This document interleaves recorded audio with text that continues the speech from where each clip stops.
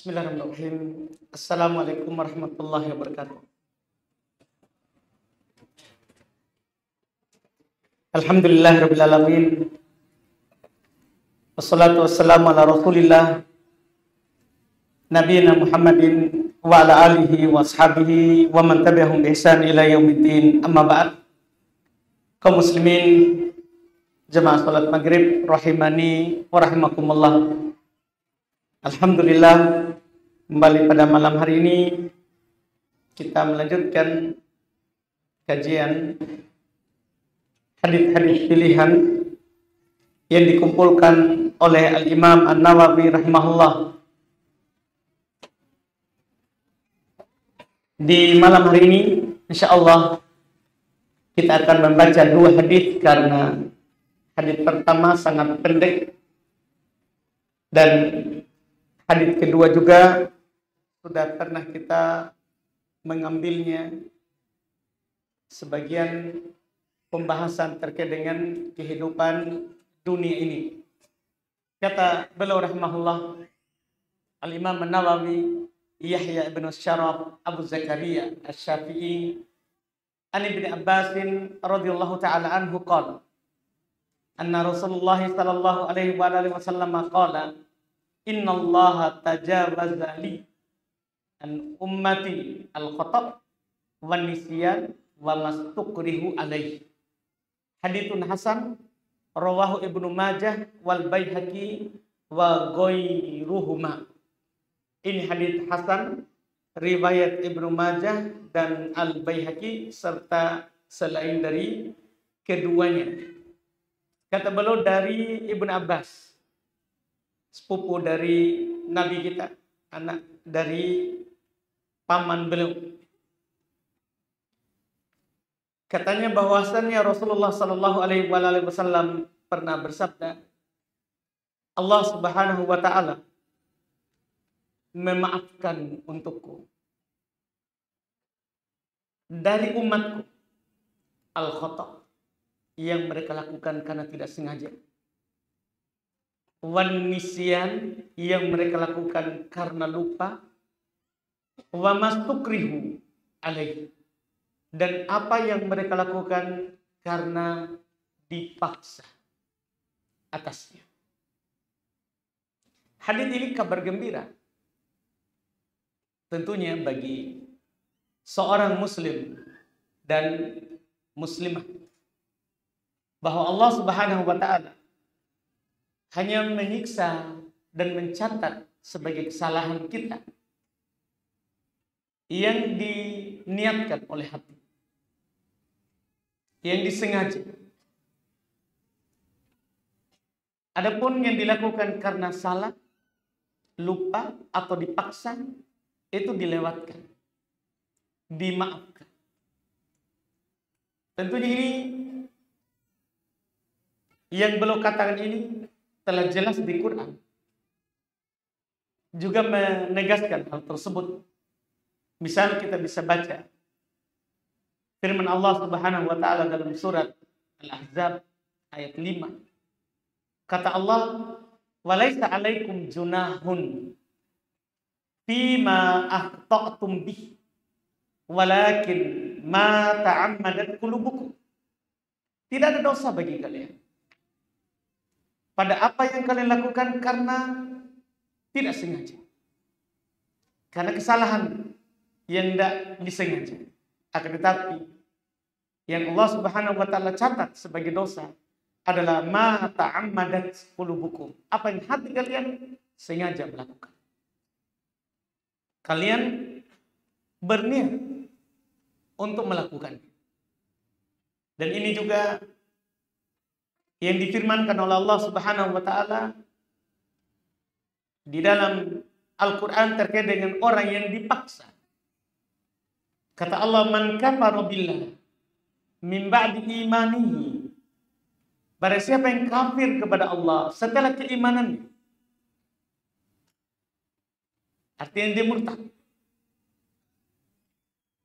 untuk keluar dari Islam, kemudian setelah itu Allah tutup ayatnya, illa man ukriha, kecuali jika ada orang dipaksa. dipaksa untuk melafadzkan kalimat kafir yang membatalkan syahadatnya. Wa qalbuhu mutmainnun bil iman, dan hatinya tenang dengan keimanan. Ini dimaafkan. Iya, bahkan sampai mengucapkan kalimat kekafiran. Tapi kalau dipaksa, maka tidak dicatat sebagai dosa. Dan tentunya ini kita maklumi bersama, yang dilakukan dengan sengaja saja. Kalau kita berbuat dosa, itu tidak langsung dicatat. Dalam hadis Nabi SAW, innal malaikata la yarfa'u yad.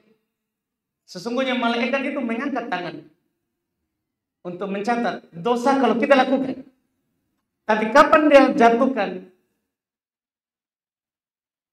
ujung penanya di catatan amalan, itu ditunggu 6 jam. Situ saat 6 jam. Ini kabar gembira bagi kita tentunya. Walaupun kita tidak boleh bermudahan dengan dosa. Tapi kan kadang kita dikuasai oleh hawa nafsu, dikuasai oleh godaan setan, sehingga kita jatuh lagi dalam kesalahan. Jatuh lagi dalam kesalahan. Itu malaikat tidak langsung catat. Dia angkat tangannya mau catat, tapi selama 6 jam dia dikasih turun. Kalau hamba itu tobat, menyesal terhadap apa yang dia lakukan tadi, tidak jadi dicatat. Yang disengaja saja seperti itu. Apalagi yang dilakukan dengan tidak sengaja. Ini tentunya rahmat dan kasih sayang Allah Subhanahu wa taala kepada kita. Karena kita ini melakukan kesalahan siang malam. Siang malam. Iya, sebagaimana yang disebutkan dalam hadits Nabi sallallahu alaihi wasallam. Oleh karena itu banyak syariat yang disyariatkan agar supaya kita bisa menghapus dosa itu dengan perbuatan itu. Dan ada dosa yang dilakukan tidak dianggap sebagai dosa. Seperti 3 ini yang disebutkan. Karena kesalahan, karena lupa, karena dipaksa. Nah, kalau kita membahas dan menyebutkan satu persatu dalam syariat kita ini, bahwa apa yang dilakukan karena lupa atau tidak sengaja atau dipaksa, bahwa itu tidak tercatat sebagai kesalahan, itu sangat banyak.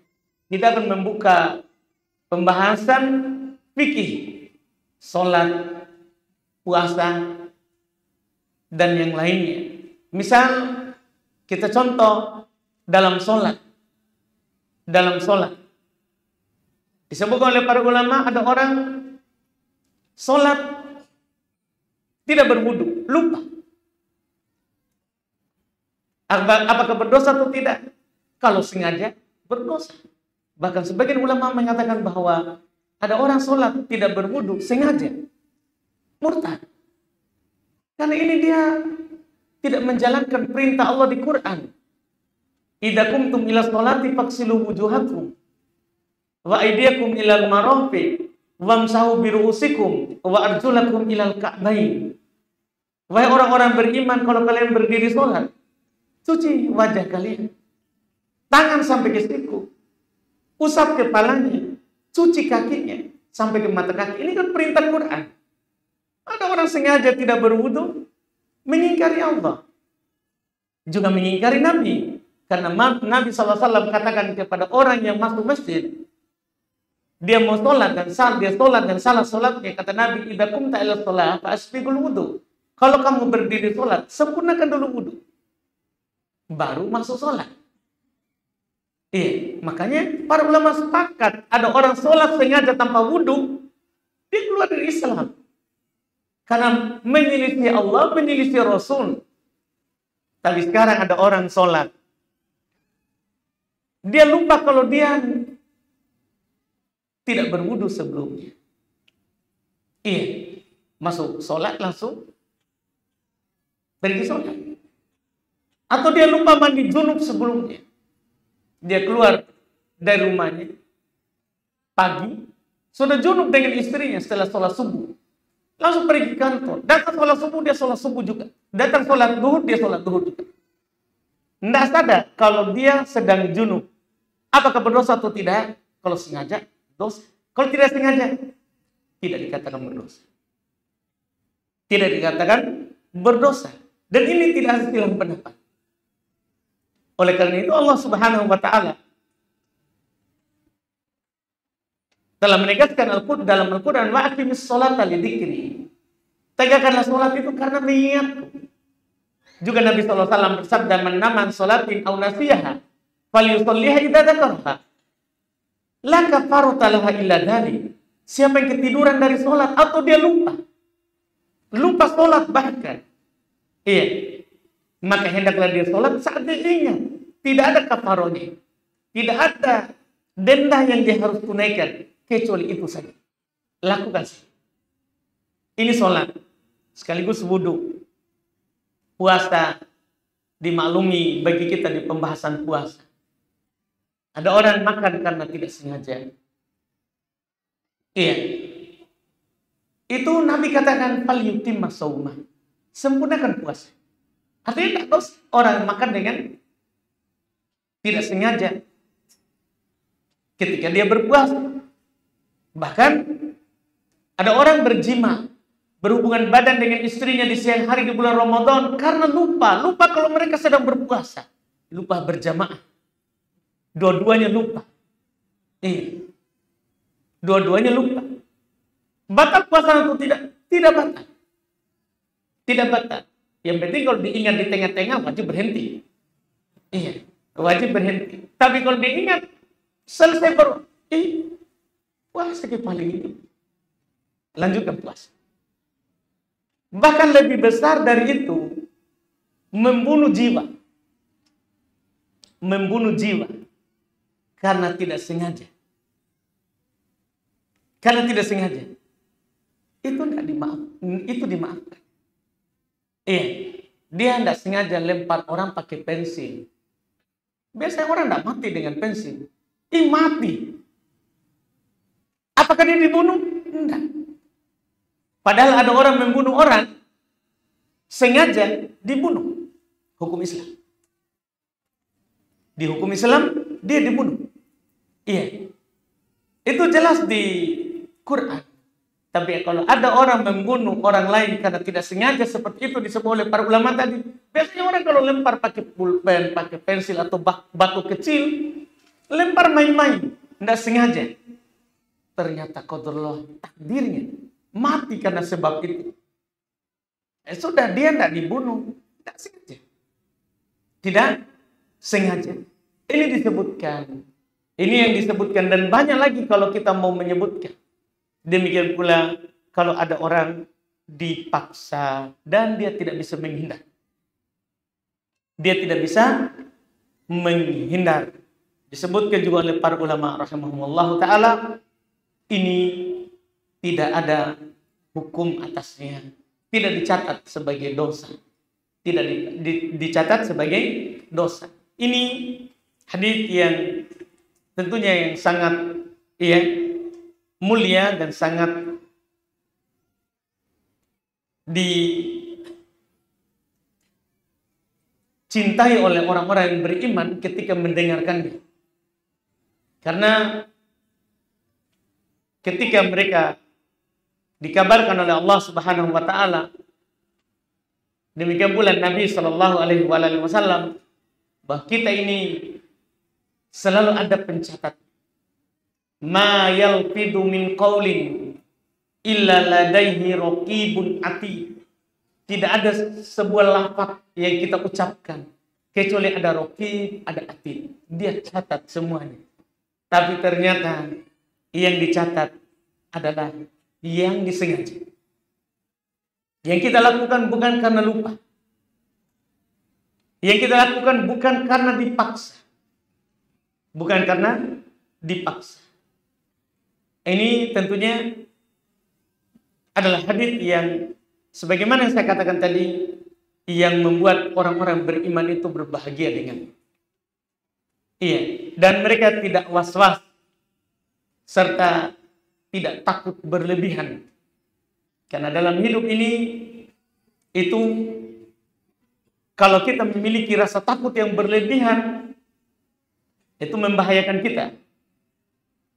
Juga kalau kita memiliki rasa harapan juga yang berlebihan juga membahayakan.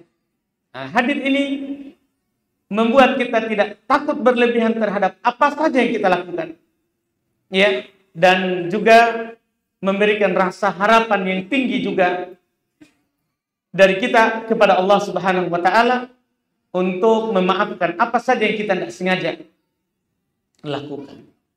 Kemudian hadits yang kedua, ini sudah pernah kita sebutkan dulu, tapi di penjelasan hadits lain.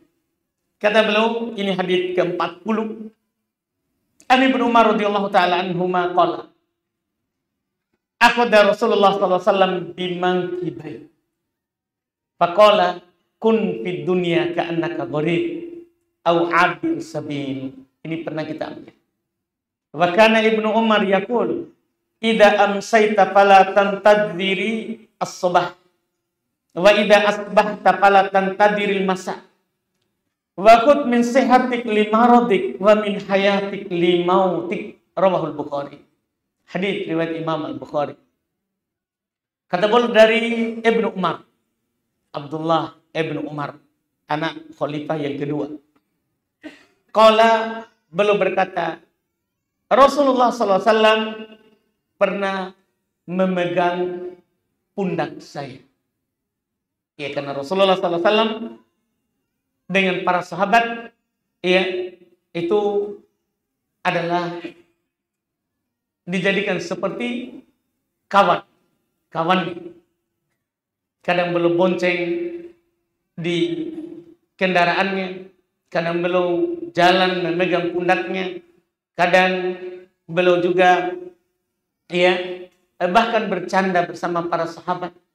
Pernah beliau tiba-tiba datang dari belakang seorang sahabat, peluk dengan erat. Sekarang siapa yang bisa melepaskan kamu dari saya? Ternyata sahabat itu berbalik, ternyata Rasulullah. Beliau bercanda juga seperti manusia yang lain. Yang tidak ada perbedaan antara beliau dan para sahabat. Sekarang beliau diceritakan sebuah keadaan di sini. Rasulullah memegang pundaknya dan berkata, berwasiat kepada Abdullah bin Abbas, Abdullah bin Umar, jadilah kamu di dunia ini seakan-akan kamu orang asing, atau abir sabil, atau kamu musafir, orang sedang lewat di sebuah perjalanan. Ini wasiat dari Rasulullah SAW kepada Abdullah bin Umar dan wasiat kepada kita semua. Yang mana waktu itu Abdullah bin Umar anak muda. Karena biasa anak muda itu tulul amal, panjang angan-angannya. Iya. Maka Nabi berwasiat kepadanya, jadilah kamu di dunia ini seakan-akan kamu itu orang asing, atau kamu hanya sekadar lewat. Dan Ibnu Umar menambahkan, ketika beliau menyampaikan hadis ini kepada orang setelahnya, beliau juga berwasiat, kalau kamu di waktu sore, jangan tunggu subuh baru beramal. Kalau kamu di waktu subuh, jangan tunggu sore. Gunakan sehatmu sebelum sakitmu. Gunakan kesempatan hidupmu sebelum wafatmu. Ini sambungnya, belum menyambung wasiat Nabi. Ini yang pernah kita sampaikan sebelumnya. Dan ini sebenarnya wasiat orang terdahulu. Bukan hanya Nabi dan bukan hanya para sahabat. Kita bisa melihat orang beriman dari keluarga Fir'aun. Dan Fir'aun tidak semuanya keluarganya kafir. Ada juga yang beriman. Dia berkata kepada kaumnya, melawan Fir'aun juga. Ya kaum, innama hadhil hayatud dunya mata'un. Wa innal akhirata hiya darul qarar. wahai kaumku, sungguh kehidupan dunia ini mata, hanya perhiasan yang sementara. Dan akhirat dialah negeri tempat tinggal kita. Ini juga diwasiatkan oleh para nabi dan rasul Allah kepada umatnya. Nuh, rasul pertama, Ibrahim, semua keturunan Ibrahim berwasiat sampai keturunan terakhir Nabi Ibrahim, Nabi kita Muhammad sallallahu alaihi wasallam. Beliau berkata, mali walid dunia, ada apa saya dengan dunia ini? Wa matalud dunya kamathali rakibi, perumpamaan saya di dunia ini seperti orang yang sedang berkendaraan saja. Yang berkendara. Makanya Ali bin Abi Thalib, menantu sekaligus sepupu Nabi kita Muhammad sallallahu alaihi wasallam, beliau berkata, takunu min abna'il akhirah. Kalian harus jadi anak akhirat. Wala takunu min abna'id dunya. Jangan menjadi anak dunia. Artinya kita hidup itu bagaimana dinar, dirham. Itu saja. Makan, minum. Itu saja kepedulian kita. Tidak. Jadilah anak akhirat. Jangan menjadi anak dunia. Fa innal yaum amal la hisab. Hari ini kita tugasnya beramal. Belum ada hisab. Wagodan, tapi besok. Hisab wala amal. Besok itu kita ditanya. Yang pertama sekali ditanya, sholat. Itu dari hak Allah. Adapun hak manusia yang pertama sekali ditanya tentang darah yang pernah ditumpahkan. Pokoknya semua, kita ini semua ditanya. Tanpa penerjemah. Makanya kata Ali bin Abi Thalib, hari ini amal saat kita hidup ini. Besok hisab, tidak ada amal. Tidak ada amal. Ini baru sedikit dari wasiat mereka. Dan sudah turun-temurun wasiat yang seperti ini. Bahwa kita hidup di dunia ini bukan untuk selamanya. Sebagai penutup, saya bacakan ayat firman Allah Subhanahu wa taala dalam Al-Qur'an, kullu man 'alaiha fan. Setiap yang ada di dunia ini akan fan, hilang. Akan sirna. Semua, kita semua ini 100 tahun kemudian, semua yang ada di masjid ini tidak ada di atas muka bumi. Tidak ada di atas permukaan. 100 tahun kemudian. Karena anggaplah kita sekarang umur tak berapa. Karena jarang umat Islam melewati 100. Maka ini yang dikatakan oleh Allah tadi. Kullu man 'alaiha fan. Semua yang ada di atas muka bumi ini pasti hilang. Di atas muka bumi. Di atas muka bumi. Maka sangat berhargalah apa yang dikatakan oleh Ibnu Umar tadi. Kalau kamu hidup, jangan tunggu meninggal. Kalau kamu sehat, jangan tunggu sakit. Itu juga dikatakan oleh Ali tadi. Hari inilah kesempatan kita beramal. Besok itu tidak ada lagi amalan. Cuman hisab. Nah ini alhamdulillah mudah-mudahan bermanfaat. Hadits yang belum pilihkan untuk kita. Insya Allah di pertemuan akan datang lagi. Baru kita akan mengambil hadits yang berikutnya. Apa yang ditulis oleh Imam Nawawi? Sisa 2 hadits lagi sebenarnya. Sisa nomor 41 dan 42. Cuman kita akan membaca yang ditambah oleh Al-Imam Ibn Rajab. Yang menjadi 50 hadits. Insya Allah. Kita akan menggenapkannya dengan itu. Karena ada juga faedah dari tambahan hadits. Kalau dari Imam Nawawi, sisa 2. Sisa 2 hadits lagi, alhamdulillah.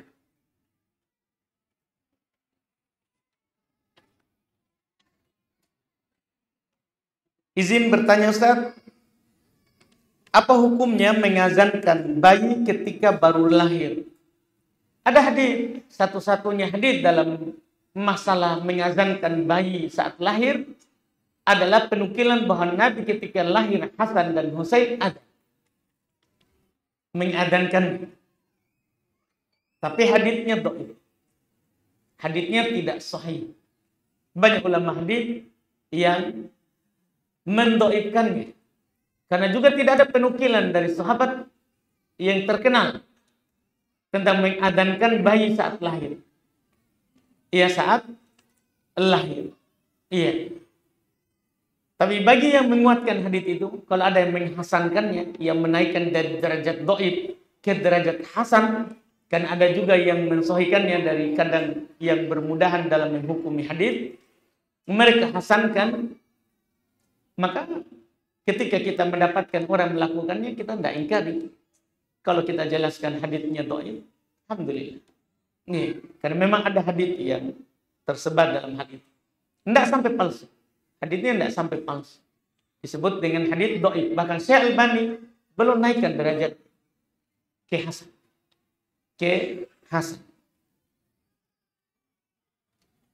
Apa yang harus dilakukan ketika bayi baru lahir? Ketika baru lahir, ya tidak ada syariat pas keluarnya. Tidak ada. Syariat tentang bayi itu adalah semua pada hari ke-7.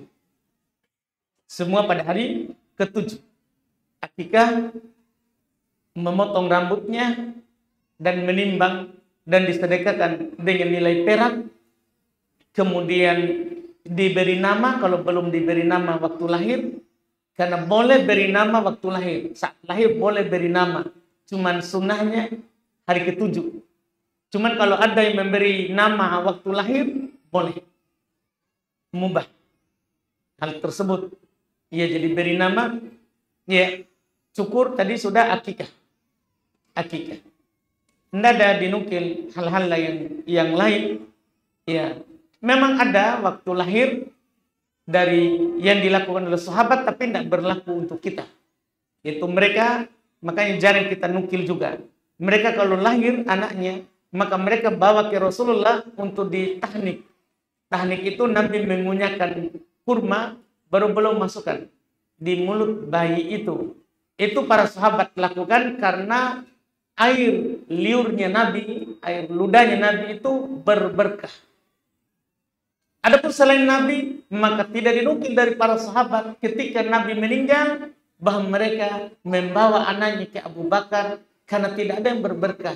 Ya, zatnya, badannya, keringatnya, air liurnya kecuali Nabi. Sehingga hal itu hanya disunahkan dari kepada Nabi. Adapun kita tidak. Karena tidak ada berkah air liur kita. Iya. Tidak ada berkahnya. Yang ada berkarat. Iya. Tidak boleh kita lakukan itu. Kasihan bayi. Ada masjid 2 kali adzan di hari Jumat. Saya melihat setelah adzan pertama banyak sholat sunnah. Banyak pula yang duduk tidak sholat sunnah. Manakah saya ikuti Ustaz menurut agama kita? Jadi memang sebelum Jumat itu tidak ada sunnah rawatib. Yang ada cuma sunnah mutlak. Yang ada dalam hadis Nabi. Siapa yang bertoharo di rumahnya kemudian datang di masjid. Kemudian dia sholat yang dia mampu. Dan tidak terbatas pada 2 rakaat. Itu namanya sunnah mutlak. Dan tak harus antara adzan pertama dengan adzan yang kedua. Boleh. Dan itu adzan 2 kali disyariatkan dan disunahkan oleh Utsman ibn Affan. Oleh Utsman ibn Affan. Dan itu bukan bid'ah. Itu bukan bid'ah karena Nabi menganjurkan kita untuk mengikuti apa yang disunahkan oleh 4 khalifah itu. Abu Bakar, Umar, Utsman, Ali. Nabi menganjurkan kita untuk mengikutinya. Maka boleh adzan 2 kali saat Jumat. Cuma tidak ada sholat sunnah khusus rawatib. Iya, sebelum Jumat. Yang ada cuma tahiyat masjid atau wudu atau sholat sunnah mutlak yang kita lakukan sampai khotib naik mimbar. Sampai khotib naik mimbar. Wallahu a'lam.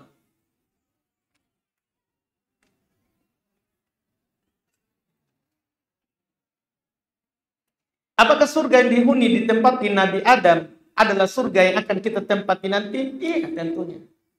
Surga yang kita tempati nanti adalah surga yang ditempati oleh Bapak kita Adam. Iya, yang ditempati oleh Bapak kita Adam. Makanya di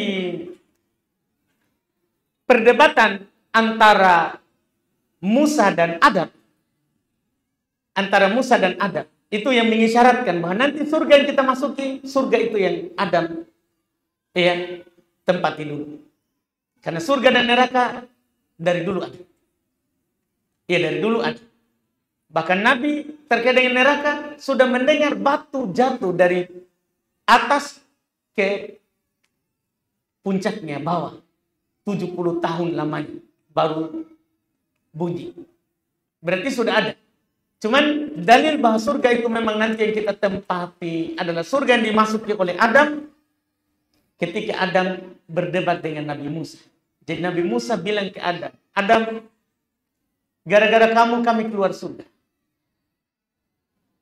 Kalau kamu tidak makan itu yang dilarang oleh Allah Subhanahu wa taala, maka kami tidak akan susah di dunia ini. Tapi jawaban Adam satu saja, yang membuat Musa tidak bisa berbicara lagi setelah itu. Dia bilang, hal talumuni ala shay'in qad qaddarallahu li. Qad kataballahu li qabla an yakhluqas samawati wal ardi bi 50 alf sana.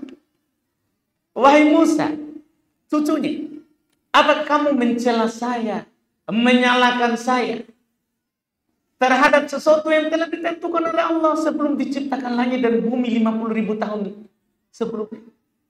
Sudah takdir kita akan turun ke bumi. Saya sudah bertobat juga. Maka Musa diam, ya sudah takdir. Nah, poin kita adalah Musa bilang, seandainya kamu tidak melanggar, kita masih di situ. Kita masih di situ.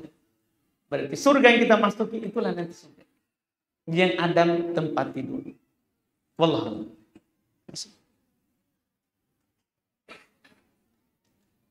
Saya punya tetangga, seenaknya saja menanam tumbuh-tumbuhan. Dia membuat kandang ayam di depan rumah, dan membuat kandang ayam di depan rumah.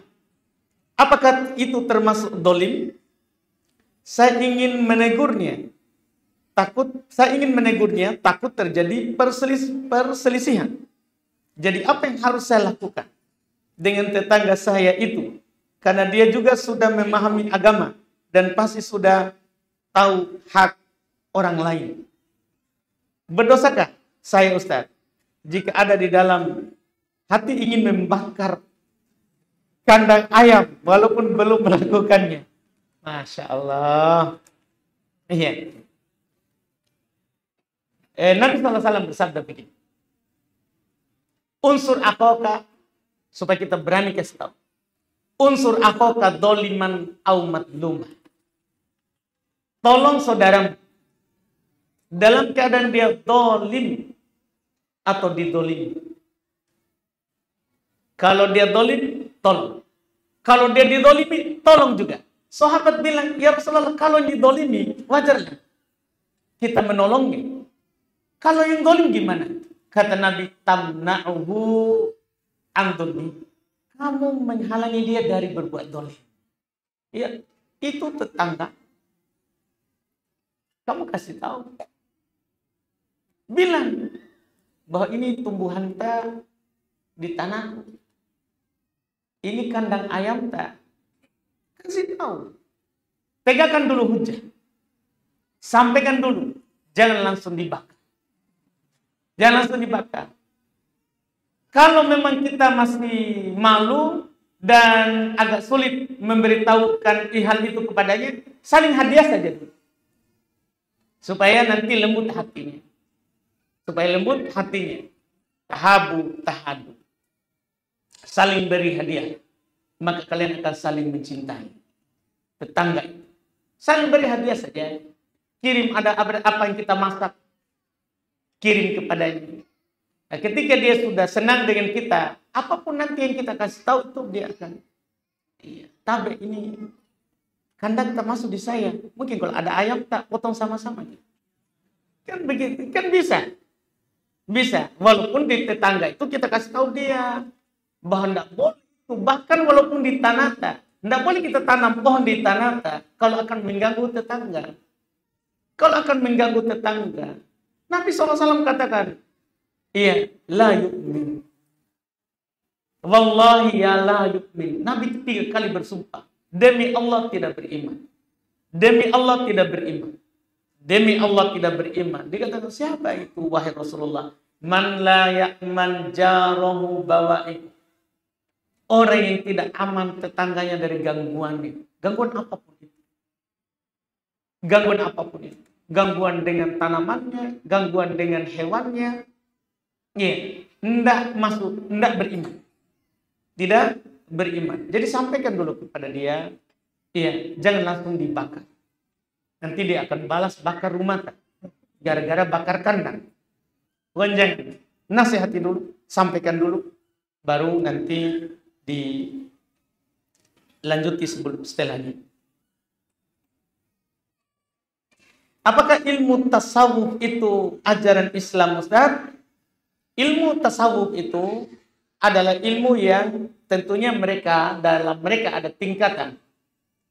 Yang mana tingkatan tertingginya adalah kafir terhadap yang dibawa oleh Muhammad sallallahu alaihi wasallam, yaitu tidak sholat lagi, pokoknya tidak ada lagi syariat. Karena menurut dia kalau sudah di atas tingkatan tertinggi, maka dia sudah mengambil langsung dari Allah.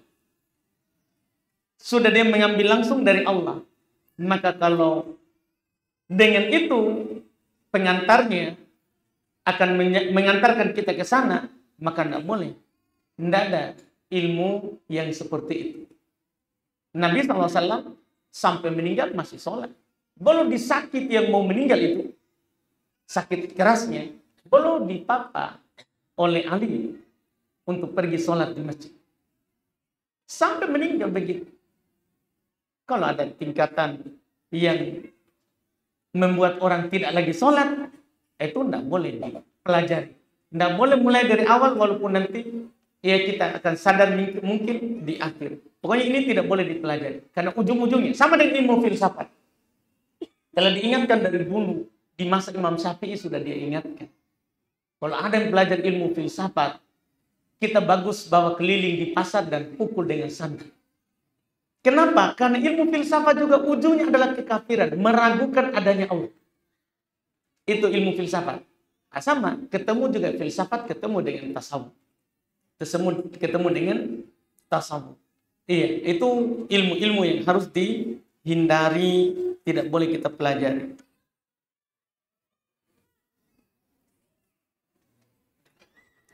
Apakah benar Rasulullah SAW dilahirkan tidak melalui jalur keluarnya najis? Atau dalam hal ini Rasulullah dilahirkan dari perut ibunya yang dibelah atau disesat? Apakah ada dalil terkait dengan hal ini, Ustaz? Masya Allah. Rasulullah lahir normal. Tidak dioperasi. Di jalur keluarnya anak. Karena para ulama mengatakan operasi pertama dalam dunia ini itu cuma di Rasulullah, bukan di ibunya. Bukan di ibunya. Yaitu operasi pembelahan dada Rasulullah. Anas waktu di Madinah melihat bekas jahit. Dada Rasulullah dibelah oleh Jibril, dikeluarkan hatinya, dicuci dengan air Zam-Zam. Dicuci dengan air Zam-Zam. Itulah bedah pertama. Adapun Nabi kita lahir seperti manusia biasa. Seperti manusia biasa. Hanya saja ada keajaiban saat keluar saja. Yang disebutkan oleh ibunya sendiri. Oleh ibunya Nabi kita Muhammad SAW. Ketika dia keluar, itu dalam keadaan sujud. Keluar dari perut ibunya, langsung sujud. Keluar di tempat biasa. Di tempat keluarnya anak. Tapi langsung sujud. Itu yang disebutkan oleh ibunya sendiri kepada ibu susuannya. Kepada ibu susuannya waktu dia khawatirkan saat Nabi kan dibedah di kampung, di Arab pedalaman, sehingga ibu susuannya khawatir terkait dengan keadaan Nabi itu. Maka ibunya bilang, kamu nggak perlu khawatirkan tentang keadaan ini anak. Dia lahir memang sudah banyak keanehan, banyak keanehan. Itu diceritakan, di antara yang diceritakan itu. Jadi lahir di tempat biasa, keluar di tempat biasa, tidak dibedah perutnya.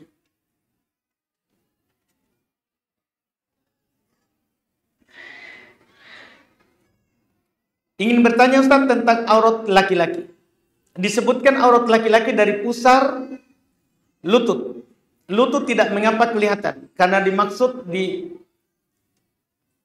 yang dimaksud di atas lutut yang tidak boleh terlihat, dan pusar tidak mengapa terlihat karena yang dimaksud di bawah pusar yang tidak boleh terlihat. Mohon penjelasannya Ustaz. Jadi aurat itu memang dari lutut dari lutut ke pusar, dari pusar ke lutut. Dan terbagi dua itu aurat.